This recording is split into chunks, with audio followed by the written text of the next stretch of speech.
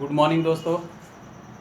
आपका दोस्त अफरोज अंसारी। तो आज मैं आप लोगों से बात कर रहा हूँ कि बिजनेस में जो शुरुआत करते हैं वो कैसे करते हैं और नए लोगों को अप्रोच करने के तरीके क्या हैं, किस तरीके से इस बिजनेस में नए लोगों से जो बात करना है, प्रॉस्पेक्टिंग, फ्रेशर जो बिल्कुल नए लोग हैं और लीडर हैं। तो आज मैं उन नए लोगों से बात करने के तरीके बताऊँगा कि शुरुआत कैसे आप करेंगे नए लोगों से बात करने की। तो उसके लिए सबसे ख़ास है जो तरीके हैं इसमें, वो 4 चीज़ें आप फॉलो करेंगे जिससे बहुत आसानी से आपका बिजनेस जो है आगे बढ़ेगा। और हम सारे लीडर इसी तरीके से काम करते हैं। तो सबसे पहले नंबर 1, फैमिली के बारे में बात करेंगे। आप किसी के वहाँ जाए तो जाते ही बिजनेस की बात ना करके सबसे पहले फैमिली,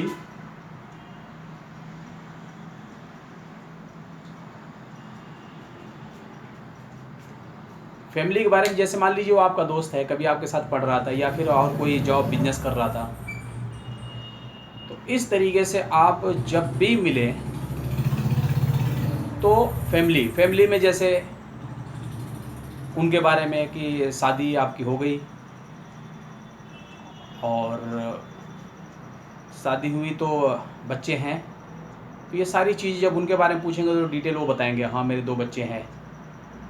फिर उसके बाद से और मम्मी पापा साथ में रहते हैं और मम्मी पापा ठीक रहते हैं। तो जैसे आप मम्मी पापा के बारे में बात करेंगे तो वो लोग खुश होते हैं कि चलो मेरे परिवार के बारे में कोई पूछने वाला है। तो इस तरीके से उनको बड़ा अच्छा लगता है। तो जैसे आप माँ बाप के बारे में पूछेंगे तो अक्सर होता क्या है, 50 अब जो लोग होते हैं उनको हेल्थ चैलेंज होता है। तो उसके ज़रिए मम्मी पापा के बारे में पता चलेगा कि उनके घर में चैलेंज क्या है, जिससे आप इस ओके लाइफ केयर से, हेल्थ के प्रोडक्ट से आप उनको कैसे सही कर सकते हैं। तो इस तरीके से फैमिली के बारे में जानने से आपको ये सब चीज़ें पता चलती है कि आप क्या क्या ओके लाइफ केयर से उनकी मदद कर सकते हैं। तो आपकी भावना यही होनी चाहिए कि उनकी मदद करनी है हमें किसी भी तरीके से। तो पहला फैमिली। दूसरा जो है, सेकंड है ओ, इसको बोलते हैं ऑक्यूपेशन, काम धंधा। काम क्या करते हैं वो लोग, या आप काम क्या करते हैं, तो काम के बारे में डिटेल वो बताएंगे। और ये ज़रूरी है डीपली आपको जानना। काम में क्या होता है कि जैसे कोई जॉब कर रहा होता, कोई बिजनेस कर रहा होता, तो आज क्या है कि 98% अपने काम से लोग खुश नहीं है, चाहे वो बिजनेस कर रहे हैं चाहे जॉब कर रहे हैं। तो जैसे आप उनसे बात करेंगे तो हमेशा यही बताएंगे कि नहीं, पहले जैसा अब नहीं चल रहा है, या फिर अभी लॉकडाउन में देखिए कैसे हालात हो गए, फैक्ट्रियाँ बंद हो रही है, काम बंद हो रहे हैं, जॉब लोगों की छूट रही है। तो इस तरीके से समस्या है। अगर वो अच्छा जैसा भी बताएं उनको सुनना है ध्यान से आपको, और उसके बाद उनसे खुद पूछना है कि आपने अगला जो 2 से 5 साल का आपने अपना गोल क्या रखा है। क्या आपकी जॉब, आपके बिजनेस या आपके काम से जो आपने सोचा था पढ़ाई के समय वो चीज़ पूरा हो रहा है। तो अक्सर लोग 98% लोग कहते हैं कि नहीं, वो पूरा नहीं हुआ मेरा।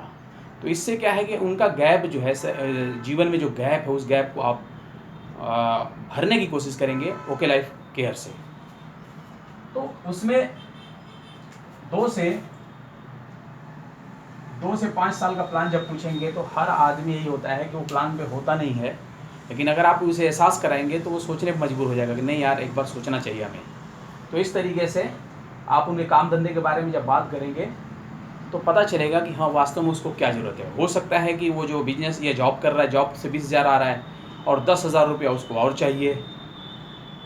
वो 10,000 रुपये आप यहाँ पे पार्ट टाइम में उसको शुरू करवा सकते हैं। तो इस तरीके से वो आपके साथ शुरू कर सकता है वो।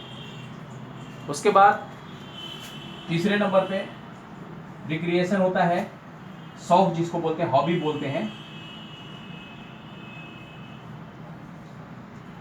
अक्सर क्या होता है कि समय के साथ ये शौक हमारे ख़त्म हो जाते हैं चाहत तो हमारी बहुत कुछ होती है, उनसे पूछोगे तो बहुत सारी चीज़ें बताएंगे अपने शौक़ के बारे में, हॉबी के बारे में। तो इस तरीके से अक्सर लोग ये बताने की कोशिश करते हैं, मैं ये सोच रहा था, ये चाह रहा था, मेरी ये हॉबी थी, मैं ये करता था। तो ये सब क्या है कि उनको डिटेल जानने का एक तरीका है। FOR, फैमिली, काम और शौक, ये तीनों चीज़ें हैं इंसान को अंदर से जानने का।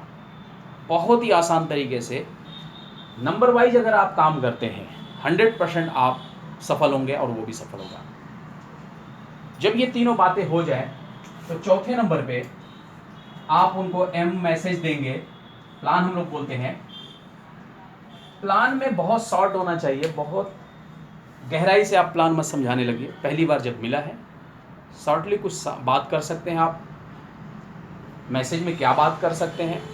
सबसे आसान तरीका है, आप पूछ सकते हैं, अच्छा ये बताइए कि आप जो सामान घर का लाते हैं, पेस्ट, शैम्पू, चाय की पत्ती, फेस वॉश या जो भी 10-12 ऐसे प्रोडक्ट होते हैं FMCG के, वो कहीं ना कहीं से वो लोग लेकर आते हैं।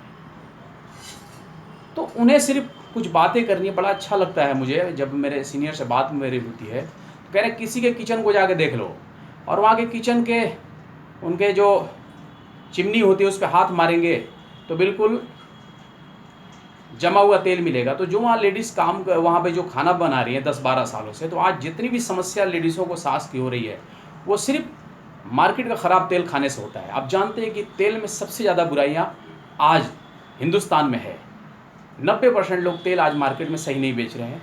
तो उनको आप बता सकते हैं कि हमारे पास राइस ब्रान ऑयल है जो 14,000 ओरिजिनल इसके अंदर होता है, जो फैट नाम मात्र होता है या फिर कम होता है मार्केट के हिसाब से। तो तेल से शुरुआत करके आप सारे घर की बात, चाय की पत्ती की आप बात कर सकते हैं, पेस्ट की बात कर सकते हैं, फेस वॉश की बात कर सकते हैं और शैम्पू की बात कर सकते हैं, कॉफ़ी की बात कर सकते हैं, हेयर ऑयल की बात कर सकते हैं, क्रीम की बात कर सकते हैं।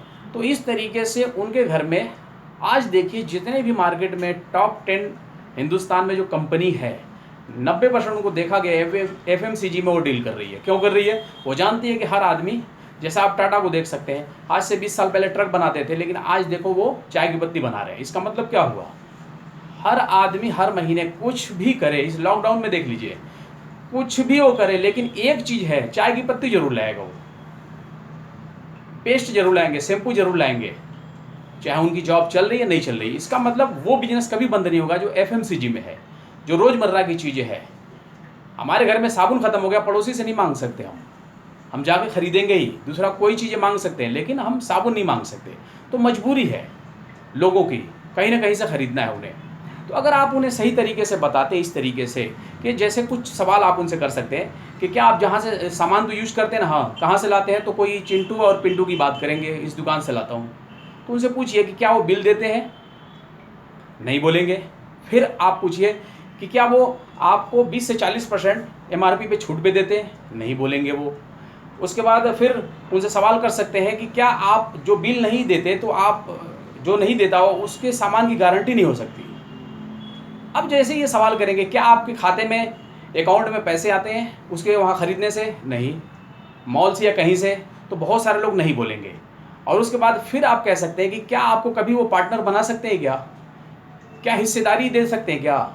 हमारी कंपनी 77.5 यानी 77.5% पैसा डिस्ट्रीब्यूट करती है। आप सोच के देखिए।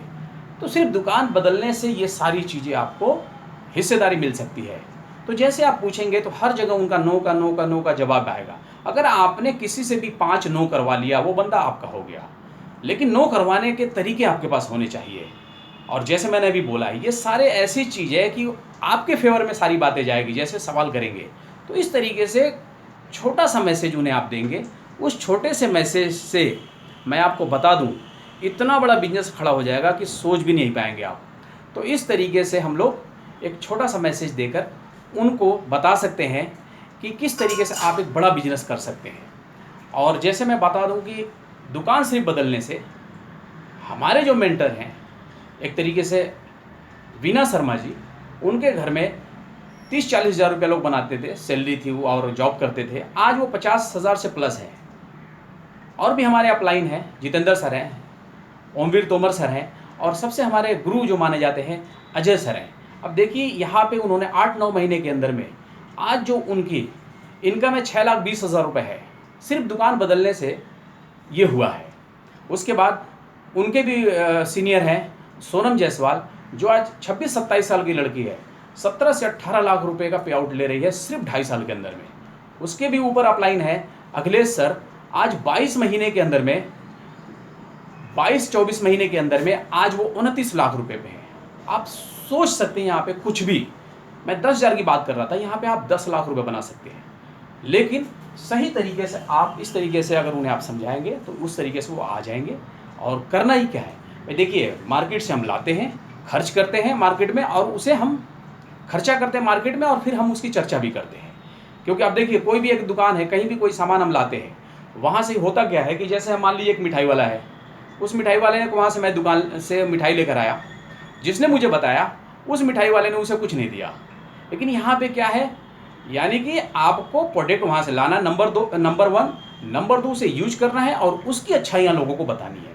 अगर इतना भी आप करने के लिए तैयार रहेंगे तो मैं बता रहा हूँ बहुत ज़्यादा आपको सफलता यहाँ पे मिल सकती है। तो 3 ही काम यहाँ पे है देखा जाए तो इस तरीके से आप उनको छोटा सा प्लान ये बता सकते हैं। प्लान में इतना सा, बाकी ये सब उनके बारे में जानने का है। अगर ये 4 चाबी है ये उनको खोलने की, अगर आपने इस चाबी को उल्टा लगाया तो नहीं चलेगी। जैसे आप एक मोबाइल का नंबर होता है, मोबाइल में 10 अंक का नंबर होता है, ये 4 अंक का नंबर है, तो नीचे का ऊपर अगर लगाएंगे कभी उसको नहीं लग सकता। इसी तरीके से इस बिजनेस में नंबर वाइज हिसाब किताब अगर आप रखेंगे, जैसे अपलाइन बताता है उस तरीके से अगर फॉलो करेंगे तो 100% आपको मैं बता सकता हूं कि आपकी कामयाबी निश्चित है। तो ये मेरा पहला पार्ट था। नेक्स्ट किसी विषय पे और हम बात करेंगे। आपका दोस्त अफरोज अंसारी, थैंक यू।